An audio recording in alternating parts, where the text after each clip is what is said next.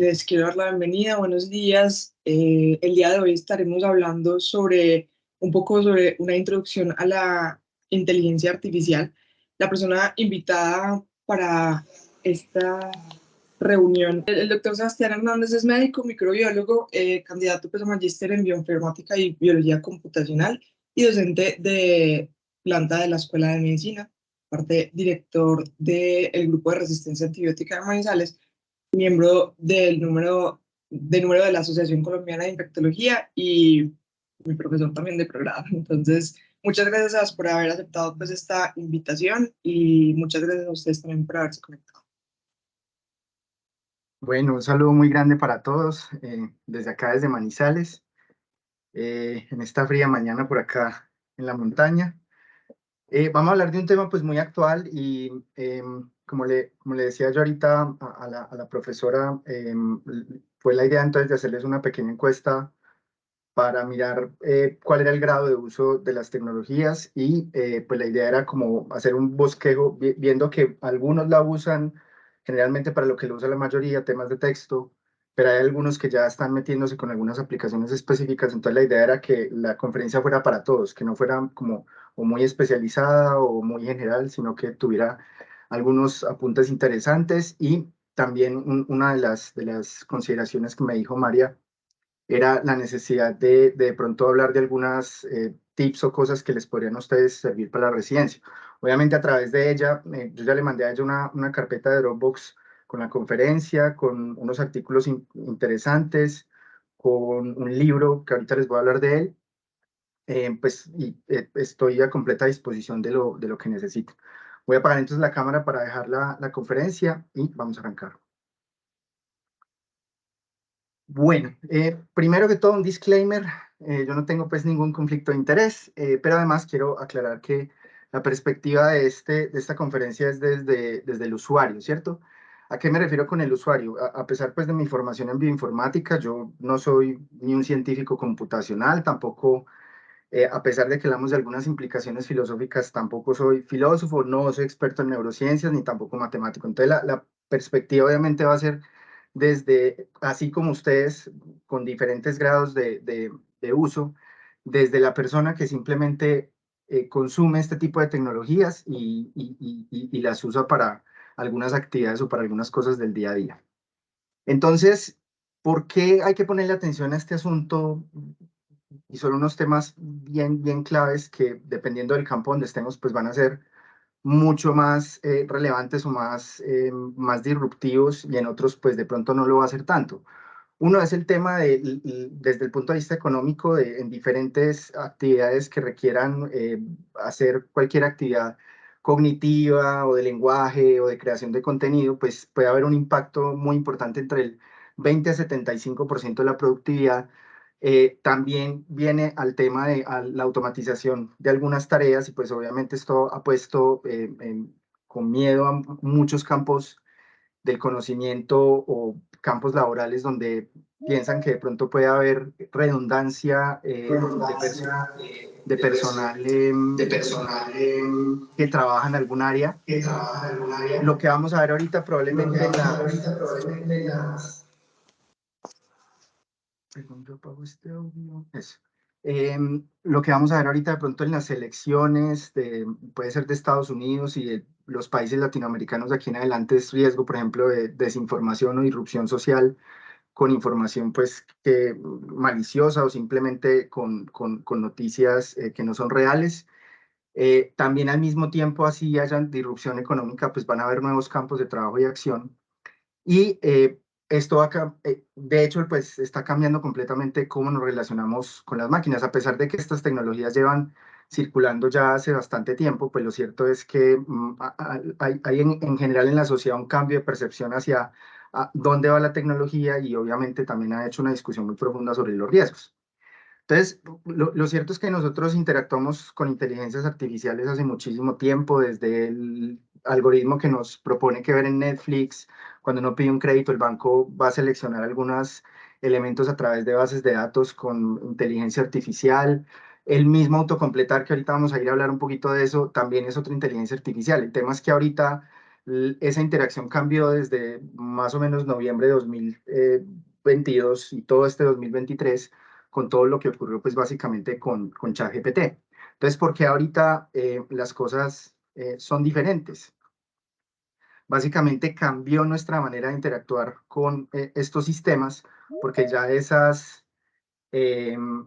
tecnologías no solamente están para seleccionar o para clasificar cosas, sino que ya estamos interactuando con ellas.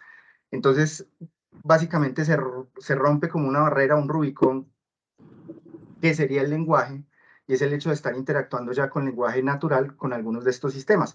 Y de hecho, uno de los principios que dice, por ejemplo, Google es que es cuando esto se utilice muy bien, uno no se va a dar cuenta que hay una inteligencia artificial de fondo, simplemente esto va a facilitar mucho el lenguaje de interacción con diferentes sistemas. Entonces, para poder hablar un poquito de los líos que podemos tener en anestesia, en salud en general y en la educación, hay que conocer dos o tres cositas así muy generales sobre esto. Básicamente, desde que arranca el gran campo que engloba toda la inteligencia artificial, han habido dos grandes corrientes, y esto es muy importante, o sea, Machine Learning o aprendizaje de máquina o las famosas Transformers que vamos a hablar ahorita, eso es un campo súper pequeño de la inteligencia artificial. Hay muchísimos campos muy grandes, casi que hablar como medicina, y obviamente pues va teniendo unas subáreas.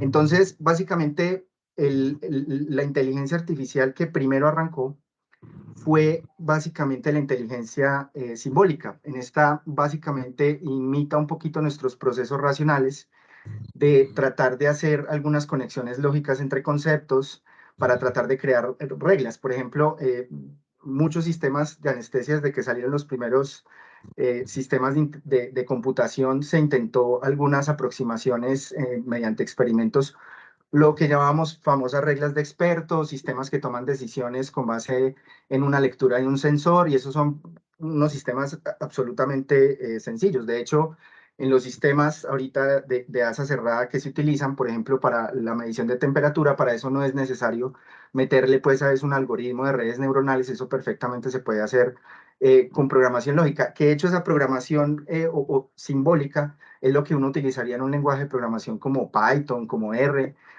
Eso, el problema es que ese campo, desde el punto de vista, digámoslo, no como campo científico, pero en cómo fue el avance de este campo, podríamos decir que se fue quedando un poco atrás, porque la analogía es muy sencilla. Yo no puedo crear reglas de experto para todas las situaciones. Y ahí es donde entonces entró el aprendizaje de máquina, Machine Learning, basado en redes neuronales, que simplemente fue como una aproximación a tratar de lograr imitar un poquito cómo funciona el cerebro. Por eso se habla de este concepto de redes neuronales. Y aquí lo que importa es que yo tengo este sistema de redes neuronales, y lo que yo hago es que yo a eso le meto unos inputs, unos datos, ¿cierto?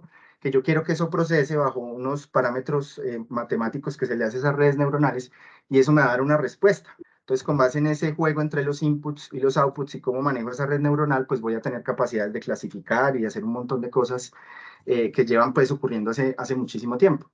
Entonces, básicamente, ¿por qué se utilizan las redes neuronales? Las redes neuronales es una cosa que en matemáticas y en general en ciencias se llama una función de aproximación.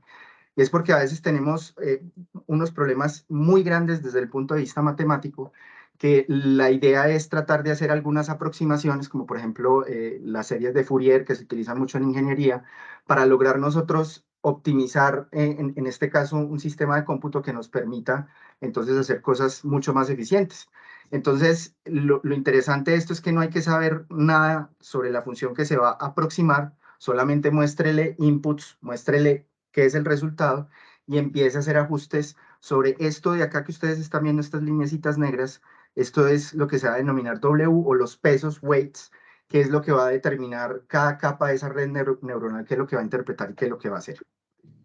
¿Qué fue lo que pasó hasta acá? Y es que todo el campo de aprendizaje de máquina y todo lo que utilizaba redes neuronales empezaron a tener como subáreas específicas, distintas aproximaciones, diferentes libros de texto, diferentes lenguajes, y el desarrollo de esas áreas era muy incremental. Entonces, que el sistema que es capaz de identificar una foto, o que un sistema de inteligencia artificial que es capaz de predecir quién es la persona que es más apta para un crédito bancario o para un trabajo, Entonces, lo que básicamente ocurrió es que hasta hace más o menos unos, podríamos decir, unos 10 años larguitos, teníamos muchos campos separados de casi que para cada aplicación había una metodología distinta. Y eso fue cambiando en el 2017. Ahí fue el cambio completamente revolucionario, que fue gracias a este paper. Además viene en el título, que es como muy sugestivo y muy curioso, que se llama Attention is all you need. Este paper va a quedar en la historia de la computación como los papers de Turing y probablemente, si esto sigue avanzando, como los papers de Einstein. Es un paper muy corto, pero obviamente muy denso. Esto solamente lo entienden matemáticos y científicos computacionales, donde lo que hicieron fue coger esas redes neuronales y hacerle unos cambios que logró hacer unas propiedades que es básicamente a lo que nosotros en este momento usamos de redes neuronales como usuarios, y es lo que todas estas grandes empresas que están desarrollando inteligencia artificial, pues básicamente están utilizando, ¿cierto? Eso lo que están utilizando es una nueva, un nuevo tipo de red neuronal que utiliza una metodología que se llaman las transformadoras o transformers. Eso lo que hace básicamente es unas propiedades muy sencillas, y voy a tratar de explicarlo como para colegio. Eso lo que hace es que en los procesos de entrenamiento mediante los datos, hace un proceso que se llama retropropagación. Esa retropropagación permite ir corrigiendo los datos y alimentar de forma repetida esa red de entrenamiento para ir ajustando esos pesos, esos W, e ir mejorando la predicción. Entonces, a medida que va iterando esa red neuronal y la voy entrenando con datos, a través de ese proceso de retropropagación, eso va haciendo entonces que se mejore mucho la capacidad de predicción de esa red, y además le da dos características muy interesantes, que es lo que hizo esta explosión de inteligencia artificial, que es una optimización, o sea, un aumento de la eficiencia de los recursos computacionales. O sea, con un computador, utilizando estas redes neuronales, ahora puedo utilizar cantidades gigantescas de datos y voy a tener un rendimiento muchísimo mayor que con las redes neuronales anteriores. Y el hecho de tener esta configuración, esta retropropagación, esto permitió meterle, por ese aumento de la eficiencia, una gran cantidad de capas de redes, de capas neuronales a esa red. Y esto obviamente hace que cada una de esas capas tenga una función dentro de la interpretación o dentro de lo que se vaya a hacer. Y eso es lo que nos va a dar esos poderes tan inmensos que tiene esto para reconocer, en este momento, pues ya para generar datos. ¿Qué tanto son esas capas? Pues, por ejemplo, se cree que los dos de los sistemas pues, que más avanzados antes de ChatGPT, GPT-3 y Palm, que ahorita vamos a hablar de él, tienen más o menos 100 capas de redes neuronales. Eso también le va a meter un problema muy grande a este proceso, y es que va a ser, o por ahora ha sido casi imposible, cuando usted ya mete los datos y después le sale un resultado, sea una predicción de una imagen diagnóstica o sea un texto generado, usted nunca va a saber qué es lo que está pasando en toda esa maraña de puntos flotantes que está ocurriendo dentro de ese algoritmo. Y eso, yo creo que ustedes, los que ya han ido gomoseando, leyendo los papers del uso de inteligencia artificial en salud y en anestesia, han visto ese concepto de caja negra. Entonces, la caja negra, el concepto de caja negra, nace de este mismo principio, ese poder de las redes neuronales con retropropagación, las transformadoras, que tienen esa gran cantidad de capas, y uno ya va perdiendo la capacidad de saber cada una de esas capas qué es lo que hace. Esto obviamente ha requerido una cantidad de hardware computacional para poder correr toda esta cantidad de datos. Y esto hace entonces pues que las únicas empresas que son capaces de correr los modelos más avanzados, lo que llaman los modelos fundacionales, pues obviamente hace que sea casi que propio de empresas con presupuestos gigantescos para poder hacer esto. Este es, por ejemplo, uno de los data centers de Google, donde probablemente se entrenan este tipo de redes neuronales, y ahorita pues hay unos centros mucho más avanzados gracias a todos los desarrollos que se están haciendo en chips específicamente para este tipo de aplicaciones. Entonces, el tema con esto es que gracias al poder que tienen estas redes neuronales y a otros ajustes y procesos de investigación que se ha hecho al respecto, no solamente estos modelos sirven para clasificar cosas, sino que también empiezan a servir para generar, y ahí es donde ya entra esa ruptura de la conversación que hablamos en las primeras diapositivas, la capacidad de estos sistemas de, además, generar contenido, generar datos. Al mismo tiempo, con esto entonces empieza ya un crecimiento. Acuérdense que antes en las otras áreas, antes de las Transformers, era un crecimiento incremental, y ahorita lo que hemos visto desde el 2017 para acá es un crecimiento exponencial en papers, en desarrollos, en aplicaciones, etcétera. Y el tema es que básicamente el lenguaje es lo que lo engloba todo. La idea es que a través de muchos desarrollos que se han hecho, ellos han encontrado que el lenguaje se vuelve como esa pieza clave para unir todas las otras modalidades de inteligencia artificial. Entonces, básicamente, y esto es lo que están haciendo todas estas empresas, tratar de coger música, tratar de coger video, tratar de coger fotos. Eso hacen unos procesos eh, algorítmicos y matemáticos para convertir eso a texto, y eso entonces, estas redes neuronales son capaces entonces de interpretar datos que ni siquiera eran texto, y después eso volverlo a transformar. Entonces, por eso hemos visto ya imágenes de yo pongo un prompt en texto y eso se vuelve una imagen, o yo pongo un prompt en texto y eso se vuelve un video, aunque eso pues todavía está por desarrollar.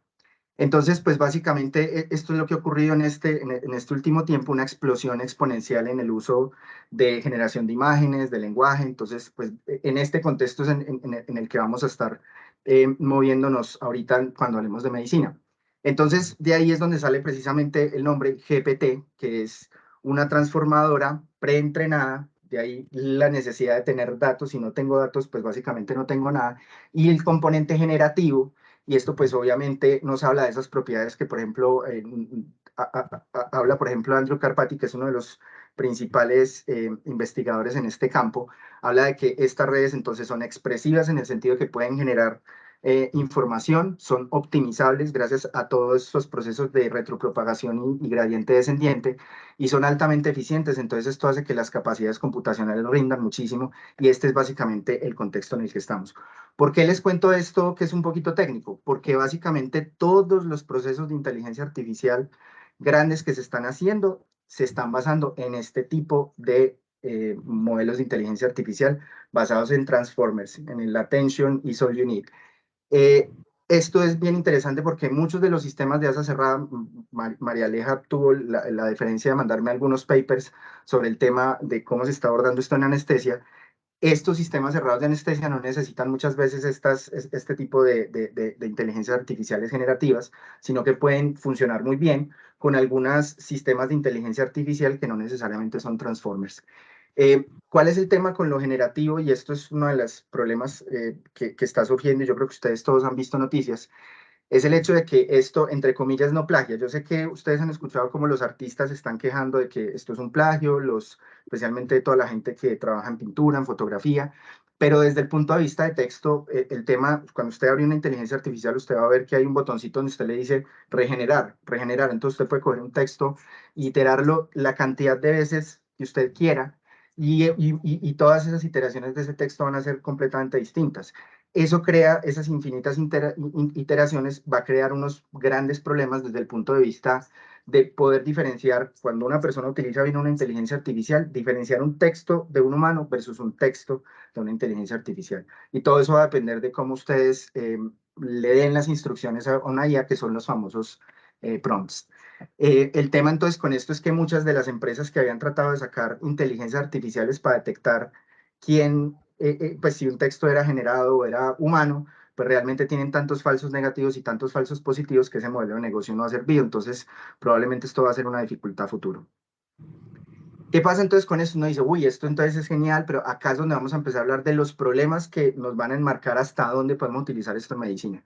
Este es Gary Marcus, es un neurocientífico que ha sido un crítico, pero así acérrimo, de todas estas tecnologías. Él cree que el camino para la inteligencia artificial general no puede ser estos sistemas donde yo les embuto datos y regurgitan datos, pues o regurgitan texto, sino que debe ser algo que esté acompañado de una inteligencia artificial simbólica, un poco más parecida a nuestro proceso cognitivo, nuestro proceso simbólico.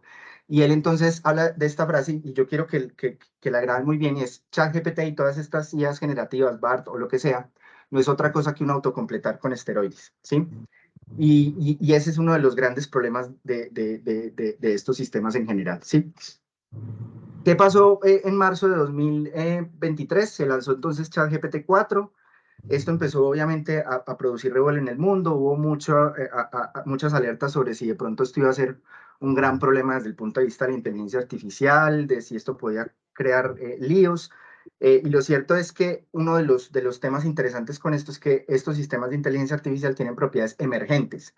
Propiedades emergentes es cosas que uno de estos sistemas son capaces de hacer para lo que no fueron programados o que no tenía probablemente datos para hacer eso. Entonces hay unas propiedades emergentes que se han ido estudiando que tienen mucho que ver con capacidades cognitivas, que es lo que a muchos científicos les aterra un poco hacia dónde va esto. Un detalle interesante para que lo tengan presente es que dentro del uso del lenguaje, particularmente de ChatGPT, especialmente ChatGPT 4, el español es uno de los lenguajes mejor punteados en términos de precisión, de evitar errores y todo eso. Y en una aplicación que yo creo que ustedes, especialmente a los residentes, les puede servir mucho, que es cómo coger audio y volverlo texto, esas aplicaciones en español son incluso mejores que en inglés. O sea, está punteando, está de primero creo que está coreano, sueco y tercero está español. O sea, parece que funciona esto bastante bien con español y pues no se entiende muy bien porque como ustedes se lo deben imaginar, pues la cantidad de datos que con esto se ha entrenado, pues generalmente han sido datos en inglés. ¿De dónde se han sacado esos datos? Esto se ha robado datos de todos lados y por eso hay muchas, por ejemplo, ya nadie puede utilizar los datos de Twitter, pues o X, como le puso Elon Musk, o Reddit, usted ya no puede bajar a través de una API todos esos datos para entrenar una inteligencia artificial, ya no se puede, porque ya se dieron cuenta de que dar esos datos es darle básicamente el petróleo para que estas empresas que generan inteligencias artificiales funcionen. Entonces, básicamente esto salió muy interesante en el Washington Post, de donde sale todos los porcentajes de datos de donde se entrenó ChatGPT. Esto es una cantidad pantagruélica de datos. Entonces, por ejemplo, miren que en todo lo que es noticias, miren solamente el pedacito que corresponde a Wikipedia. Y de todos los datos que se entrenaron, acá está lo que nos interesa, los papers. Miren que apenas es el 9%, ¿sí? El New York Times, que es uno de los medios más prestigiosos de noticias, miren el pedacito apenas que es de los datos de entrenamiento. Entonces eso obviamente le va diciendo a uno que pues obviamente eso también está entrenado con una cantidad impresionante podríamos decirlo, basura. Dentro de los journals, los que más puntúan dentro de donde se ha entrenado, PLOS y bueno, otros journals que son bien prestigiosos. Hay entonces uno de los temas y es que probablemente nos estemos acercando a el fin de los datos humanos. Y ahorita vamos a mencionar que eso puede ser un gran problema para lo que sigue. ¿Cuál es el problema entonces de este entrenamiento? El hecho de que se extraigan tantos datos de pura bases de datos inglesas. Entonces hay muchos sesgos, hay contradicciones, hay una fuerte sobrerepresentación del inglés, aunque parece no afectar el español. Es anglocentrista y ahorita les voy a poner unos ejemplos donde yo dije, hágame una imagen para esta conferencia y me puso pura gente blanca mona como si fuera gringa, pues por ponerles un ejemplo. Y la gran pregunta del $1.000.000 es si estos datos son válidos para medicina y cuál es la fiabilidad de esto si yo lo voy a utilizar para la toma de decisiones. Lo cierto es que se nos está acabando los datos, va a llegar un punto donde así yo le embuta todo el internet de todos los lenguajes, probablemente se calcula que entre 2030 y 2050 se van a acabar todos los datos de alta calidad en lenguaje. La pregunta del $1.000.000 es con qué vamos a seguir entrenando estas inteligencias artificiales. Y una de las posibles hipótesis es entrenarlas con datos artificiales, pero hay algunos papers que han mostrado que básicamente cuando usted pone una inteligencia artificial y la entrena sobre lo que generan inteligencias artificiales, empieza a presentar un comportamiento casi psicótico, empieza a generar unas respuestas cada vez más inconexas. Es un proceso muy interesante ver eso, de cuando ya se sale como del espectro de la cognición humana, deja de ser esa imitación de lo humano.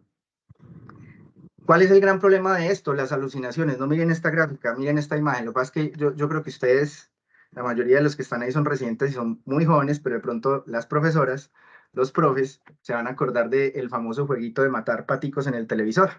Entonces, en esta imagen que salió hace poquito por ahí en redes, ¿se acuerda de Duck Hunt? Pues el juego, frescos que ni siquiera la IA se acuerda. Obviamente, pues miren ustedes de unos datos por allá medio mencionados que haya en esas bases de datos, pues genera muchas veces imágenes o textos que no tienen nada que ver con la realidad. Y ese es creo que el mayor problema de este tema. Uno de los rollos acá es que a medida que se vayan volviendo estos sistemas de inteligencia artificial cada vez más poderosos, es el hecho de que les damos cada vez más poder de decisión a estos sistemas, pero el proceso de alineamiento, que es básicamente cómo hago yo para que un sistema casi igual de inteligente que yo o más inteligente que yo vaya a favor de los valores de la sociedad y de los seres humanos. Ese es uno de los grandes temas de inteligencia artificial y creo que es uno de las áreas de investigación que apenas está arrancando. Y les pongo un ejemplito muy bonito. Pusieron uno de estos sistemas de Machine Learning a jugar este jueguito, que es un jueguito libre que hay en Internet. Y todos estos botecitos, pues el juego uno lo gana, pues uno pensaría como humano lo gana ganando, pues dándole las vueltas pues al circuito. Pero resulta que el juego tiene una norma implícita de que da puntos si usted le pega a los otros, si usted pasa por unas vallas, si hay unas partes donde uno pasa y al pasar por la valla crea residuos o cosas que van quedando y eso va haciendo que los otros se estrellen y eso da más puntos y el sistema de inteligencia artificial lo que hizo fue quedarse destruyendo todo. No ganaba vueltas, sino que se quedaba simplemente. Entonces miren ahí que ahí hay un problema grave de alineamiento. El objetivo era acabar la vuelta, pero si yo suelto un sistema de inteligencia artificial a que tome decisiones, muchas veces puede terminar haciendo cosas que yo no quiero. ¿Cuál ha sido la solución para eso? Porque acuérdense que tenemos muchas capas neuronales, nadie sabe qué hay ahí adentro, la caja negra. Pues lo que hay por ahora y es lo que ha servido es el famoso RLHF. Eso significa Reinforcement Learning for Human Feedback. O sea, básicamente humanos diciéndole esta respuesta es buena, esta respuesta es mala. Básicamente como educando un perro, ¿cierto? El tema es que estos sistemas han llevado pues a problemas, hay grandes cantidades de granjas allá en África de personas sentadas todo el tiempo viendo contenido, viendo respuestas y diciendo esta respuesta es buena, esta respuesta es mala. Entonces, esa versión de ChatGPT que a uno le dice, no, yo no te voy a decir cómo hacer una bomba de hidrógeno, no es porque dentro del sistema sepa que no deba decir eso, sino que simplemente se ha ido entrenando para que haya una lista de respuestas que no debería decir bajo unas preguntas que nunca debería responder. Pero el sistema dentro, si uno le quita el LHF, le va a decir cómo hacer una bomba de hidrógeno, cómo hacer una bomba casera, cómo engañar a la bolsa, y ese es uno de los grandes problemas de este sistema. Entonces, básicamente, esto es una representación que salió en Reddit de estas redes neuronales y estos sistemas de inteligencia artificial. Ese monstruo que ustedes ven ahí al fondo, ¿cierto? Es todo ese sistema de inteligencia artificial con esa caja negra que no conocemos y básicamente el RHLF y todos los procesos de supervisión son como esta cara amable que nos llega aquí, ¿cierto? Esto obviamente pues mejora, miren, cuando yo le pongo RHLF, pues mejora básicamente en varias características, el hecho de que sea mucho más fiable, que no tenga tantos problemas, pero pues ¿qué es el problema que ha pasado con esto? Los que han gomoseado con ChatGPT desde el inicio, y por eso les dejé ahí en la carpetica un libro muy bonito que escribieron unos médicos, es una cosa muy interesante porque fueron unos médicos que los dejaron usar ChatGPT 4 sin ninguna restricción. O sea, ellos le podían decir, ¿cómo hago para hacer un veneno casero con cosas de mi cocina con menos de $1?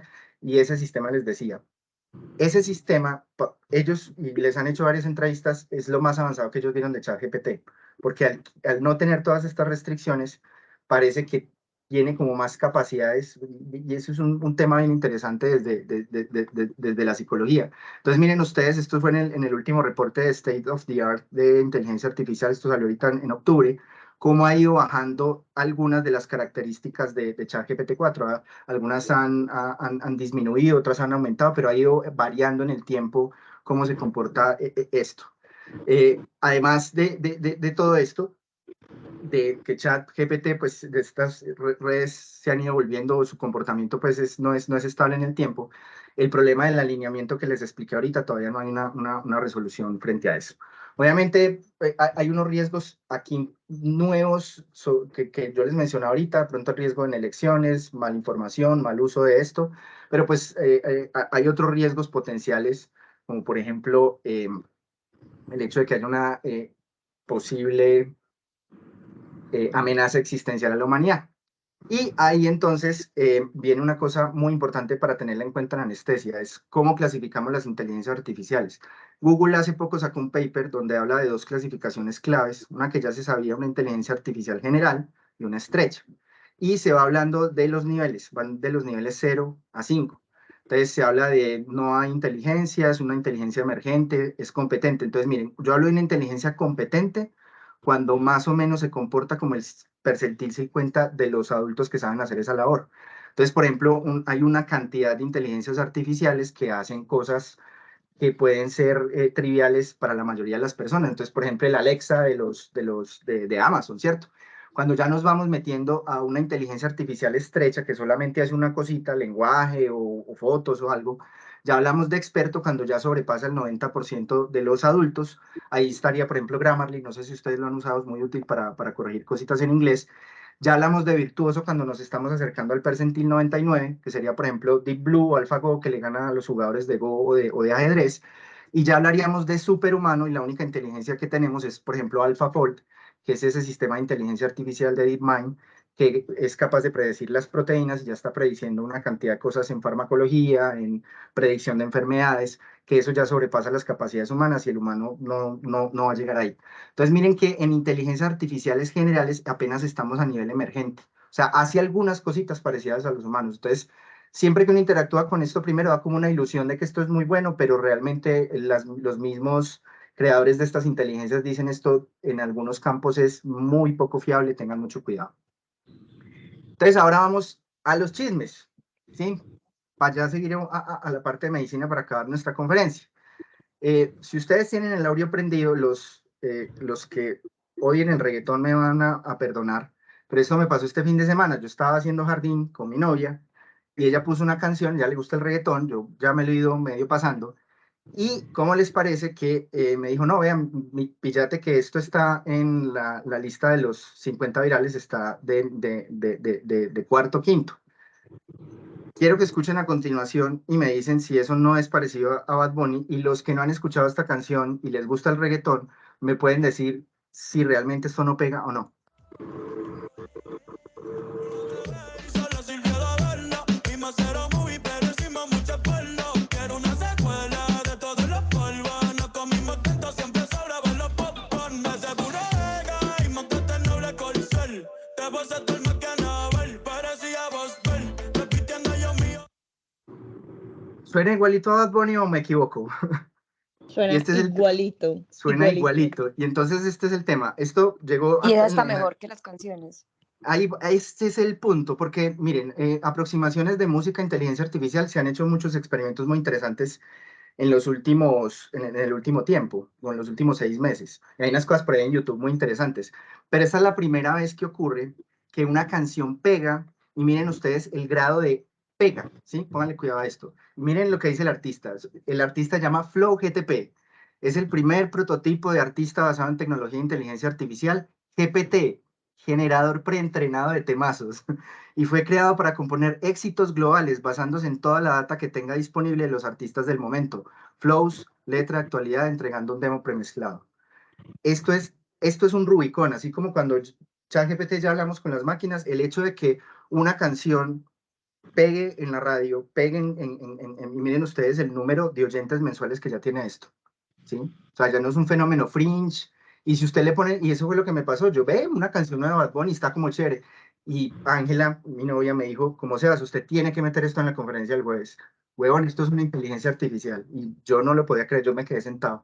Entonces, el tema con esto es, y aquí es donde viene, ahora sí le voy a dar crédito a los que ven el reggaetón. La gente que critica el reggaetón dice que eso es siempre cuatro cuartos, es un beat muy predecible, es muy fácil componer letras sobre eso. La mayoría de la gente que está en ese género no canta nada. Y aquí vemos precisamente eso. Este que es un género, podríamos decir, dentro de esa escala de inteligencia artificial, esto sería algo competente dentro de la música. Miren que ya se pasó ese Rubicón. Entonces, obviamente Bad Bunny está que mata y come del muerto. Segundo chisme, como pues, noticias light. De pronto ustedes escucharon que echaron a don Sam Altman de ChatGPT, y eso fue todo pues un culebrón, que el tipo estaba vendiendo, estaba tratando de hacer otra empresa por otro lado, que tenía un pedo muy grande con la junta, pero esta fue la noticia interesante. Esto salió a las 3 de la mañana, hace como unos 4 o 5 días en Reuters, que una de las razones por las cuales lo habían echado es que el equipo técnico de ChatGPT de OpenAI había mandado una carta a la junta directiva de OpenAI diciendo que había una posibilidad de una nueva hallazgo en inteligencia artificial que era demasiado inquietante y que a ellos les daba mucho miedo de que eso fuera mal utilizado. Todos los expertos, entre comillas, en inteligencia artificial están tratando de descifrar qué es ese famoso Q-Star, que eso fue lo que mencionaron pues en esto. Y lo cierto es que ChatGPT, pues perdón, OpenAI no ha negado que exista un avance nuevo. Los más expertos en eso dicen, no es, ellos no tienen una inteligencia general artificial allá guardada, pero lo que varios dicen por lo que se mencionó en lo que se filtró, es que parece que ese hallazgo tiene mucho que ver con una de dos cosas, o con la capacidad de raciocinio matemático. ¿Se acuerdan de la inteligencia artificial simbólica? Que era el otro Rubicón que ese se había estancado. Eso ya permitiría tener esa capacidad de lenguaje más la capacidad matemática. Esa es una de las hipótesis. Y la otra es que probablemente esto tenga un sistema que lo que hace es hacer un proceso iterativo de entrenamiento sobre datos humanos y datos generados, datos artificiales, para hacer lo que hizo este sistema de AlphaGo que le ganó a todos los jugadores de Go del mundo. O sea, es una cosa que se va mejorando a sí misma y obviamente pues eso es profundamente inquietante. Puede que en 10 días esto sea caca, pero el hecho es que ahí sí parece que hay algo inquietante pues alrededor al respecto. Ahora sí entrémosle a 3 cositas puntuales de medicina en estos últimos 15 minuticos. ¿Qué implicaciones tenemos en medicina? Esta imagen se la pedí a Midjourney, que me hicieron una unidad de cuidados intensivos utilizando la iluminación de la fotografía de Annie Leibovitz, creo que quedó muy bonita. Y es esto, miren, en uno de los campos que más está utilizando inteligencia artificial, que más papers se está sacando en esto es medicina. Miren, miren cómo estaba en 2018 cuando salió la Attention is All You Need, y miren cómo ha sido uno de los campos que más se ha expandido. Obviamente matemáticas, física, pues las ciencias que están pues basadas en altos cálculos matemáticos, pues son las que más ponen, pero medicina ha ido ahí en el ruedo. Yo les dejé esto en la carpeta. De hecho, New England Journal of Medicine va a sacar una revista solo sobre IA y medicina. O sea, esto nos tiene que ir hablando de que algo está pasando. ¿Sí? Esta gente que está allá en estos grandes centros de pensamiento está augurando de que probablemente esto va a cambiar mucho las cosas en varios campos de medicina. No voy a andar en detalles pues en esto, yo les dejo las lecturas, pero hacen un recorrido muy interesante sobre qué ha sido el campo de la IA. Los primeros que se empezaron a rascar la cabeza, ¿quiénes fueron? Los radiólogos, los dermatólogos y los patólogos. Y de hecho, Geoffrey Hinton dijo para en 2016, deberían dejar de entrenar radiólogos, ¿para qué esos van a quedar sin trabajo?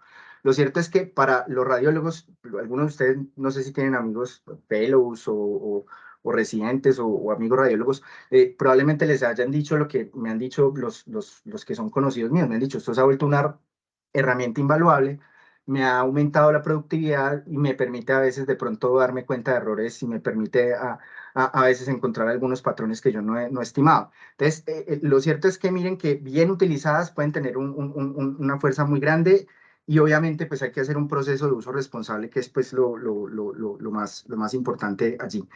¿Qué pasa con esto? ChatGPT 4 no es una inteligencia artificial específica de medicina, aunque si usted le pide hacer el USML, pues eso pasaría a una residencia. Pero lo que viene, y este es al que sí yo quiero que le vayan poniendo cuidado de aquí a futuro, es la inteligencia artificial que está haciendo Google solo para medicina, porque uno le da susto, uno le hace, yo pues digamos en mi arenerito que es enfermedades infecciosas, yo a veces le tiro preguntas a ChatGPT y digo, me la embarró. Entonces, cuando uno está a un nivel un poquito más avanzado en la media, uno ahí ya le ve todos los errores que tiene esto. Palm 2, que es la nueva inteligencia artificial específica para medicina, es capaz de pasar el USML en 85%. Se cree que la nueva iteración va a sacar 99%. Entonces, miren que esa ya sería una IA a nivel experto, obviamente estrecha, pero pues obviamente estarán entrenados solamente en datos clínicos y en papers y en libros. Entonces, pues va a ser un avance muy interesante. Y más porque ya Google está investigando en un sistema que sería multimodal, o sea, es capaz de coger reportes radiológicos, reportes genómicos, reportes clínicos, y ya no solamente es una inteligencia artificial que te responde el examen de la residencia, sino que probablemente ya tenga un poquito más de aplicación clínica. Ahora sí entrémosle al tema de ustedes. Cuando a mí, yo tuve la aproximación a anestesia IA por dos lados, porque uno siempre que piensa en IA, piensa en radiología, piensa en patología. Pero una vez estaba yo con, además compañero de María Aleja, que no sé si de pronto ya haya rotado por allá, Ibáñez, un amigo pues muy cercano, una vez estábamos acá en la casa, estábamos en una reunión, yo estaba hablando de este tema y el man me sacó aparte y me dijo, yo estoy preocupado por esto.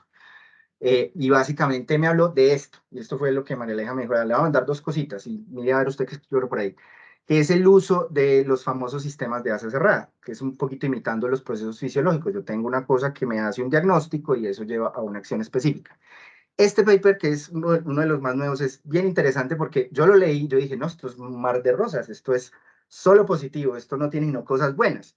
Cuando uno mira la letra menuda de este artículo, se encuentra con esto, que los autores trabajan precisamente para Edwards Life Science, que ustedes saben mucho mejor que yo qué es eso, y además trabajan en Sironis y tienen patentes específicas para sacar estos sistemas de asa cerrada. Entonces ahí uno tiene que ir hilando más despacito, a ir encontrando los paralelos entre los problemas que yo les dije ahorita en general y ver esto cómo se ve en anestesia.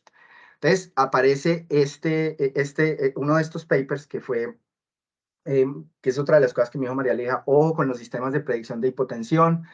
Me mandó uno incluso mucho más nuevo, donde habla que estas normas de predicción a veces pueden encontrar patrones que el ser humano no lo logra, y no le tenemos que tener miedo a eso. Eso viene ocurriendo con las herramientas diagnósticas desde hace más de 200 años, desde una radiografía hasta los sistemas de química sanguínea de laboratorio. ¿Cuál es entonces el tema con esto? Estos autores, todos son de la Universidad de Ámsterdam y estos no tienen ninguna relación con la industria. Y estos sí me van a empezar a hablar de cositas como, ojo, esto es muy chévere, pero, entonces, esto es muy chévere, pero este sistema, por ejemplo, se hizo a partir de datos de cirugías no cardíacas. Entonces, cuando ellos hicieron unas pruebas, vieron que no eran tan generalizables. Además, los puntos de corte para decir hipotensión o cuando ya no estaba no hipotensivo, deja una brecha de 10 milímetros de mercurio, que es una zona gris, otro problema.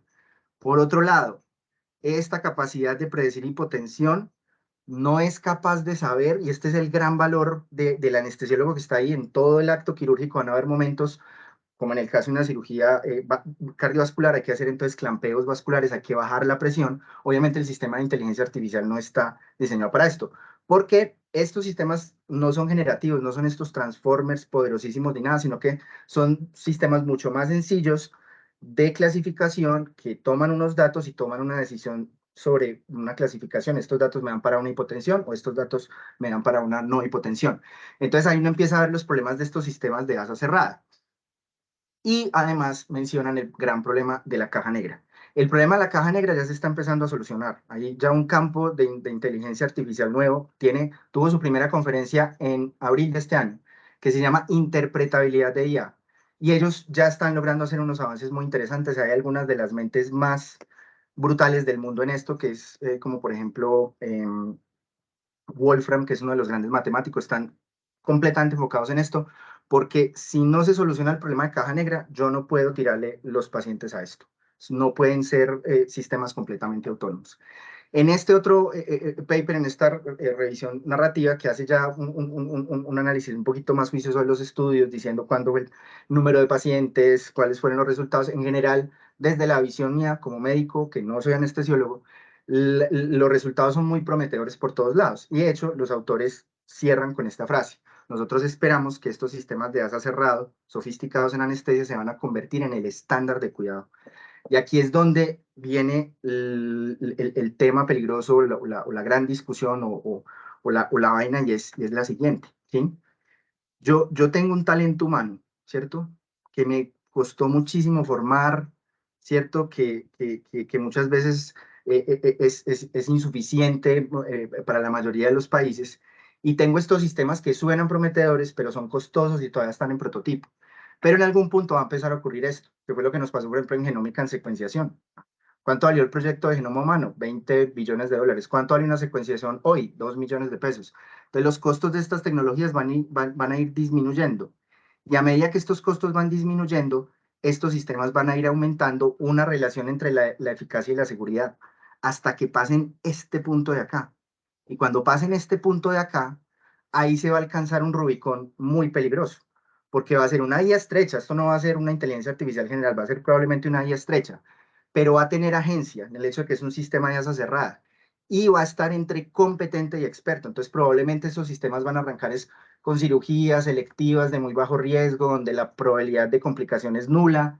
Y el gran problema es que por la disminución de costos, si el sistema demuestra que incluso comete menos errores que el área humana, esto va a crear un problema desde el punto de vista de la bioética. Porque acuérdense que uno de los primeros principios de la bioética es no hacer daño. Entonces, si hay un sistema que es más seguro que el humano, ¿por qué debería yo dejar al humano tomar decisiones? Entonces, ahí se crea un conflicto muy grande, porque obviamente a nivel de virtuoso experto, o sea, las cirugías mayores, complicadas, va a haber entonces todavía un gran campo de acción, pero el gran problema es que se va a llevar una redundancia del talento humano. ¿Por qué les digo esto? Yo sé que esto suena un poquito como dramático y horrible, es porque hay una cosa que yo admiro mucho del campo de ustedes en anestesia, y fue que ustedes fueron los primeros en el país que se pusieron la 10 y dijeron vamos a regular nuestra profesión y nadie más puede aplicar anestesia. Entonces, obviamente debe haber ya mucha gente preguntándose por esto, pero dado que no podemos predecir qué tanto va a avanzar esa curva de desarrollo, hay que tratar de tener una legislación muy clara antes de que este problema caiga, porque, claro, a uno le interesa la salud de los pacientes, pero uno también está en el lado de los médicos y no le interesa el talento humano. Entonces, en esa parte, pues, de anestesia, dejo como esa reflexión si podemos discutir al final.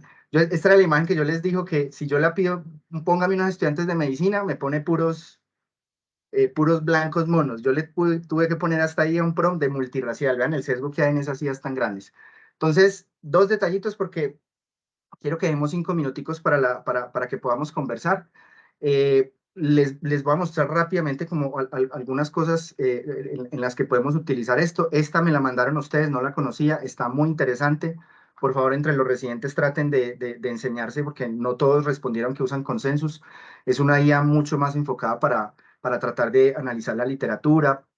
Trata de enfocar las búsquedas desde el punto de vista de la PICO, de preguntas de investigación. Sobre los posibles usos, pues lo que más se utiliza es ChatGPT, pueden acceder por la versión gratuita, pero algunas de las cosas que les voy a mostrar va a ser de la versión paga.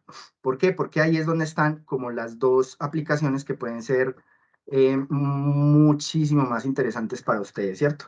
Entonces, pues yo creo que ustedes sí hacen esto según la encuesta que me hicieron, o sea, organizar texticos, o la carta que yo escribí como regular, que quede bien hecha, ¿cierto? Yo les dejé acá en las diapositivas, pónganle cuidado a este tutorial.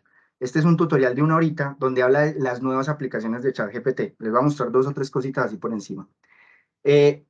Cuadrar textos. Entonces, yo por ejemplo le dije a ChatGPT, vea, hábleme de Oppenheimer. Y después le dije, dígame ahora como para un niño de 8 años. Y después le pedí, pues que en ese momento estaba Oppenheimer de moda, y le dije, vuélvamelo un haiku. Científico guía, bombas nacen, luego el temor, pase su deseo. Y dígame que esa frase no resume las 3 horas de Oppenheimer. Entonces, esto para manejar lenguaje es buenísimo.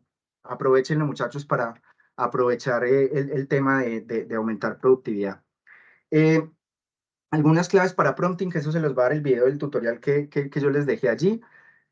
Prompts cortos, o sea, a preguntas de deportista de fútbol, pues respuestas de futbolista.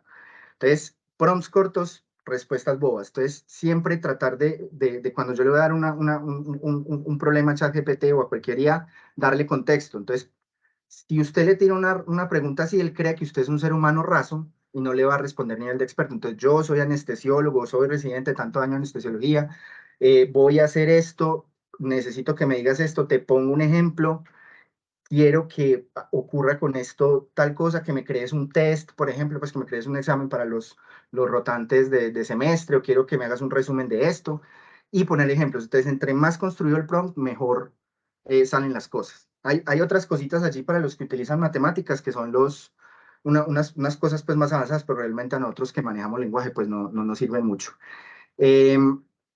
Esto pues de mejorar las comunicaciones formales. Esta es la primera aplicación Kuga que les quiero mostrar. Pilas con los análisis de PDF. Ustedes lo que podrían hacer para explorar es cómprense una licencia de ChatGPT entre todos los residentes, la ponen en el correo que tengan de residentes y pueden ir aplicando cositas. Entonces, vean, ¿se acuerdan el paper todo rosa que dice, esto es muy chévere porque yo estoy en la empresa que lo va a desarrollar? Yo le puse el paper acá. Obviamente está la versión 4. Entonces le dije, hola ChatGPT, vamos a analizar este paper. De una él lo traga, lo embute y me bota cositas. Y sí, yo ya me había leído el paper con juicio y analicé y no cometió ningún error. Me dijo que son los sistemas de aso cerrada, la inteligencia artificial, las aplicaciones clínicas. Y claro, como este paper es todo rosa y todo bonito, yo al final le dije con DALL-E, yo le dije, hágame una imagen de este paper. Y esto fue lo que representó. Claro, como en este paper no hay ninguna implicación ni laboral ni clínica, todo el quirófano está lleno de anestesiólogos. Me imagino que si uno pone un artículo de reflexión de alguien del campo diciendo los peligros de esto, probablemente el resultado de esa generación de inteligencia artificial sea mucho más diferente. ¿Cuál es lo que yo les digo? Porque obviamente los residentes deben estar moviendo las manos como, ay, esto me va a ahorrar todos esos papers que me mandan los profes. Mucho cuidado, que generalmente ellos, las preguntas que uno le hace específicas pueden fallar sobre cosas que están al inicio y sobre cosas que están al final. Tiene como ese gran defecto. Y de hecho, si yo le meto una tesis, ya, esto ya se le pueden meter cosas de tamaños pues gigantescos, dependiendo de si la pregunta es demasiado grande y en qué punto estamos del texto. Miren que generalmente los errores están en la mitad, voy a tener imprecisiones graves. Entonces, ojo muchachos, que si ustedes usan esto mal, pueden meter unas mentiras todas horribles ahí pues en las revisiones. ¿Listo? Y la última aplicación que les quería mostrar es, que la otra de Whisper no se las alcanzo a mostrar, es que usted puede coger con el Code Interpreter. Aquí tengo una base de datos, pues un ejercicio que hice con los estudiantes de pregrado, y yo le puedo meter ustedes pueden hacer una exploración de una basecita de datos que tengan. Yo digo cuántos son hombres, cuántos son mujeres, y por ejemplo aquí le hice una pregunta, dígame cómo son las pruebas, esos en meningitis, qué porcentaje de pacientes se les hizo punción lumbar, tomografía. Entonces esto les puede servir mucho para sacar algunas aproximaciones de datos que tengan de bases de datos, por ejemplo, de sus trabajos de grado. Esto les puede ayudar mucho a sacar gráficas y algunos análisis básicos. Con Aleja, porque eso sí requiere tutorial, si ustedes quieren pasar las historias clínicas, grabarlas simplemente en audio y que eso las transcriba, yo le voy a enseñar a ella cómo instalan el Whisper. Entonces, la idea es que ustedes tengan como un correo de general donde metan, por ejemplo, la cuenta de ChatGPT Premium, meten ahí en ese mismo correo de Google, meten el Whisper y ahí todos pueden hacer cosas. Le piden imágenes a DALL-E, hacen resúmenes de papers y todo va quedando ahí. Eso como podría ser la metodología que ustedes podrían utilizar. Para acabar, porque yo sé que ustedes se tienen que ir a sus actividades. Conclusiones: el uso de la inteligencia artificial en medicina es inevitable. Por el momento, el único uso viable, y espero haberlos convencido de esto, es un aumento de la productividad al facilitar tareas que requieran el uso del lenguaje, pero por ahora no la podemos utilizar para ninguna decisión. El uso del contenido generado es completa responsabilidad del médico. O sea, si usted pone una recomendación hecha por ChatGPT, igual el que eso no lo va a pagar OpenAI, usted es el responsable. Y por último, a pesar del uso directo de la IA en anestesia, se proyecta a mediano plazo, es importante anticiparse en el marco regulatorio para blindar el talento humano. Y pues ya como les había dicho, ahí les queda entonces la carpetica de Dropbox, ya le mandé el link, ahí están las cositas, y si quieren de pronto saber un poquito más cómo funciona ChatGPT en las entrañas, ahí les dejo un link de una charlita un poquito más carnuda que di ya hace un tiempito, que de pronto les puede servir para los que quieran. Y con esto me despido. Espero entonces que la charla pues les haya gustado, y si tienen alguna pregunta, pues soy todo oídos.